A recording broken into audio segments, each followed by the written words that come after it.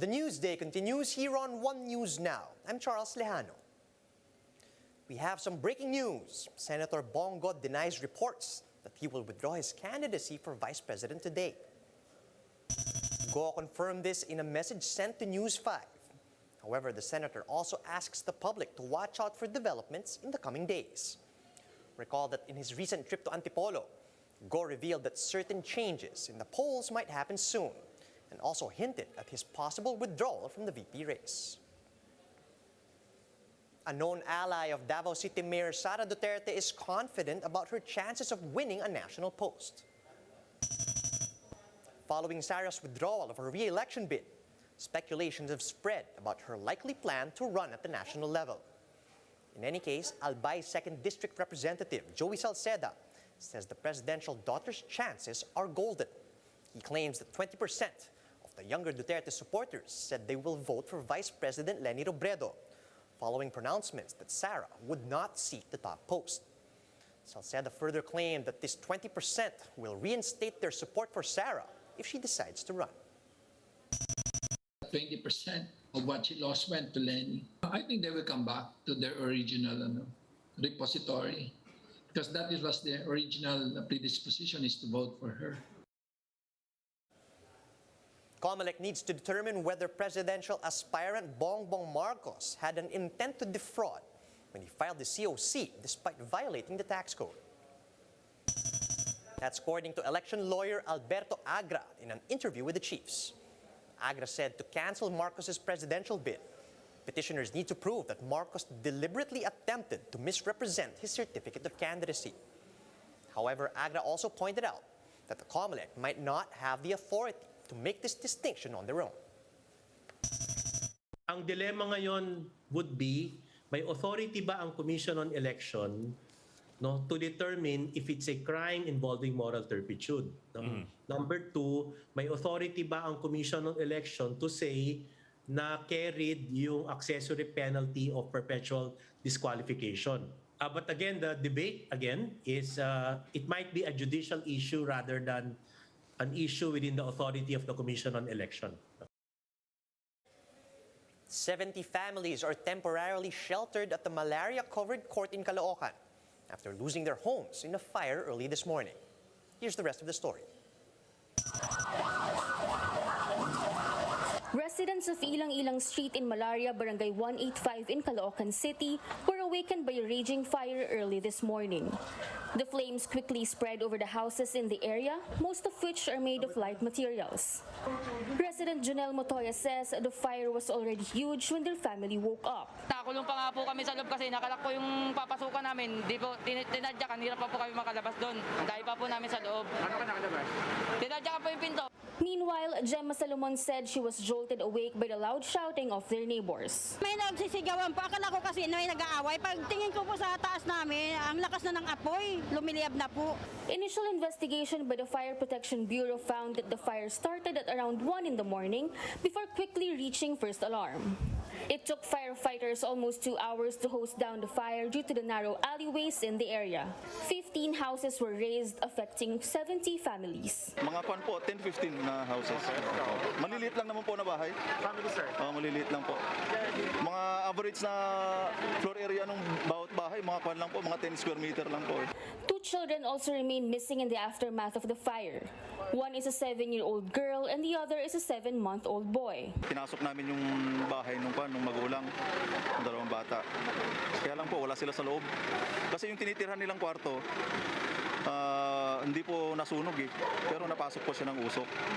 Kaya may posibilidad talaga na nakalabas sila. Families who lost their homes in the fire are temporarily sheltered at the malaria-covered court in Caloocan. The Labor Department is backing President Duterte's statement that employers may refuse to hire unvaccinated workers as a means to prevent infections in the workplace. But what do employers have to say about this? The answer in this report from Maricel Halili.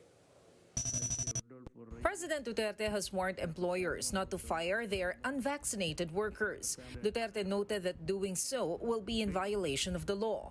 He says they can instead refuse job applicants who are not yet vaccinated. I think it's legal for employers not to accept people who are not vaccinated. Tama sila. I agree with them. You're just protecting business and other people. The Labor Department also agrees that employers can decide on the requirements needed for hiring. You cannot force the employer to accept an applicant na ayaw nila.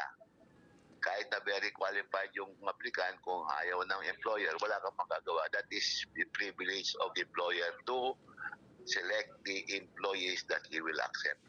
However, an employers association thinks it may be a challenge to enforce such policy in provinces that still lack sufficient vaccine supply. Okay lang yun kung talaga marami ng nabakunahan.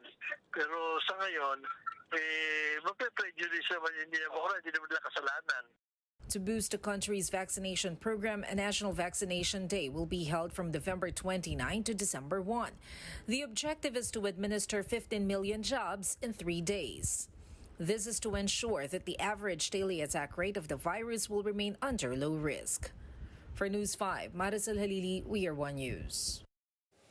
The Christmas caroling tradition is making a comeback this holiday season after being prohibited last year due to the pandemic. Still, health officials are saying that the public should continue strictly observing health protocols to avoid transmissions.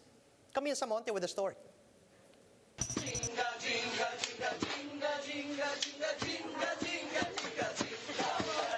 This video of Michael and his friends doing their traditional Christmas caroling went viral on 2019. Many of their neighbors enjoyed their level-up performance as they sing and dance to the tune of Jingle Bells.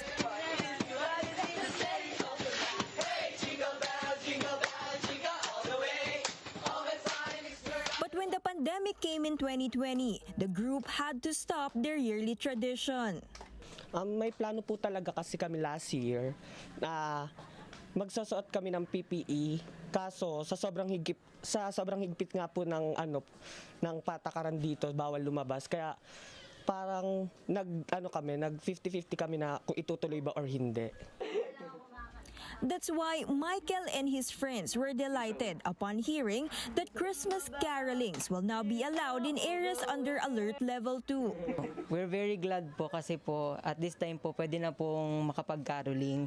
At sobrang saya po namin, at the same time meron po rin pong fear po sa amin kasi po ngayon po iba po hindi po katulad dati na wala pong COVID, wala po kaming iisipin na panganib, pero ngayon po may konting takot po. The Interior Department said carolings are now allowed, provided that health protocols are strictly followed.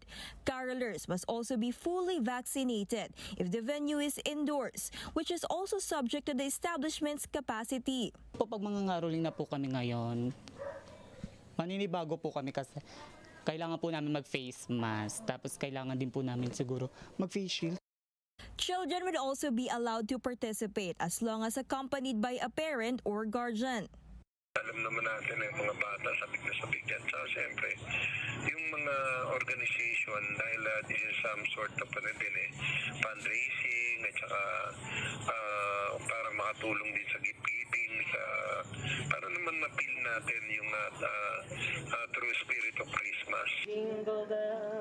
Michael's group are now excited to resume their tradition come the holiday season, but they are also considering doing it online just to be safe. Pwede po namin gawin po yun virtually po. Pwede po namin ibigay po yung GCash number po namin, and then magpe-perform po kami through different social media platforms po. Kasi po iba po yung nabibigay po namin saya sa kanila, kasi po kahit magkano po yung bigay po nila, iba pa rin po yung ngiti po na nakikita namin sa mga po nila, mukha po nila. The health department urged the public to conduct caroling outdoors to mitigate the risk of spreading COVID-19. They also advise senior citizens and those who are vulnerable not to participate in caroling activities. The DILG, meanwhile, urged LGUs to develop guidelines based on their local COVID-19 situations. For News 5, Camille Samonte, We Are One News. It's truly beginning to look a lot like Christmas, especially in Taguig. The management of Uptown Bonifacio decorated 3 unique Christmas trees stationed at different parts of the mall. The Christmas Tree of Health, which had pedal-powered decorations, is located at the fountain area. And if you want to practice the spirit of giving, the Christmas Tree of Hope features decorations from 20 charitable organizations where you can donate through GCash. And for all the plantitos and plantitas out there, the Christmas Tree of Happiness was made especially for you. Made of 100% real plants. So it's very eco-friendly, it's very nature-inspired. So syempre ngayon maraming plantito at plantita. So we really want to spread happiness and spread joy through that Christmas tree. Here's a quick look at some of today's headlines. The party of Bongbong Marcos, Partido Federal ng Pilipinas, say they're open for a possible BBM-Sara tandem. Presidential aspirant Calyodi de Guzman challenges Mayor Sara Dutertes to run for president. And President Rodrigo Duterte meets with Senator Manny Pacquiao for the first time since their rift in PDP Laban. And those are the top stories at this hour. Join us again later at 2 p.m. as we continue to monitor the day's biggest stories. You can also catch One News on Signal Play. Register for a free account now at www.signalplay.com so you can stream One News live anytime, anywhere. I'm Charles Lejano. Mask on, wash hands, and stay safe, Philippines. We are One News.